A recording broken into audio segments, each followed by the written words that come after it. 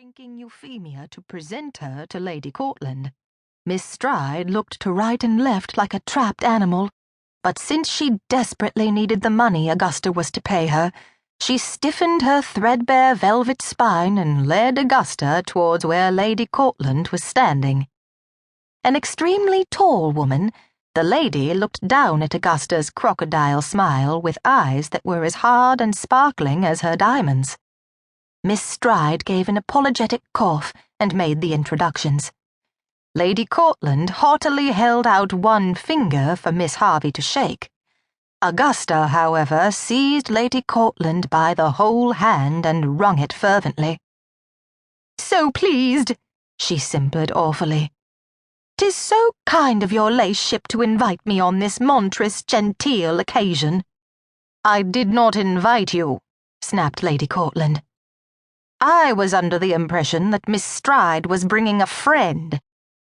"And so she did, Lord bless her," said Augusta, putting a fat arm round the cringing Euphemia Stride. "Me and Euphy is the dearest of friends." Now Miss Harvey was a prey to flatulence, and her embarrassing malady suddenly decided to overtake her. A sound worthy of Wellington's artillery at Salamanca rattled from beneath her skirts, and slowly, raising a perfumed handkerchief to her nose, Lady Courtland turned and walked majestically away. Euphemia dragged Augusta to the side of the ballroom. Miss Stride resolved to make the best of things. She would suffer the evening, take Augusta's money, and never, never set eyes on that repellent woman again. But first, she had to earn her money. She set herself to please by pointing out various notables. There was my Lord Avonlea, and there was the Countess Leven, and that very handsome man was the Earl of Hestleton, and there was little Miss Parsy. "Parsies are in trade, merchants," said Miss Harvey. "How did she get here?" "Because," explained Miss Stride, "Miss Parsy is engaged to young Lord Welcome, and that makes a difference. One can often get entree to the best families through marriage. Now, if you were younger—" Miss Stride's voice trailed off, and she allowed herself the luxury of a malicious titter. "Well, I ain't," said Augusta slowly. "But Penelope is." "Who's Penelope?" "Niece of mine," remarked Miss Augusta, staring at the dancing figures. "She's working at some seminary in Bath as a governess. Beautiful girl, an orphan. Do you think she—" "Oh, of course! What a good idea!"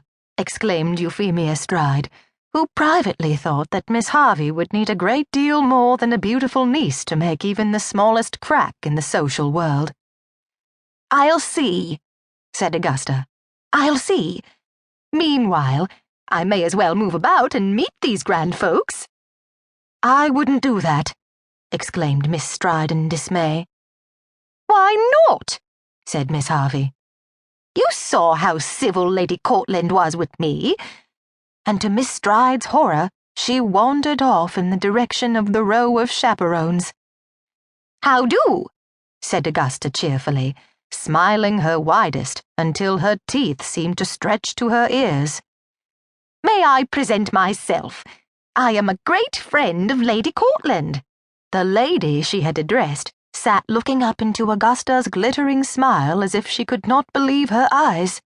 Now, the Baroness Dalsey was not a particularly aggressive or malicious woman, but the sight of the beaming Augusta was too much for her. "Go away. Shoo!" said the Baroness, flapping her fan. "I declare, the Courtland's cook has come a-visiting." The hard eyes of the row of chaperons bored into Augusta's protruding green ones, and even the thick-skinned Augusta felt obliged to retreat. She swept through the double doors of the ballroom and stood irresolute in the hall. When Penelope was married to a duke, why then they would sing a different tune.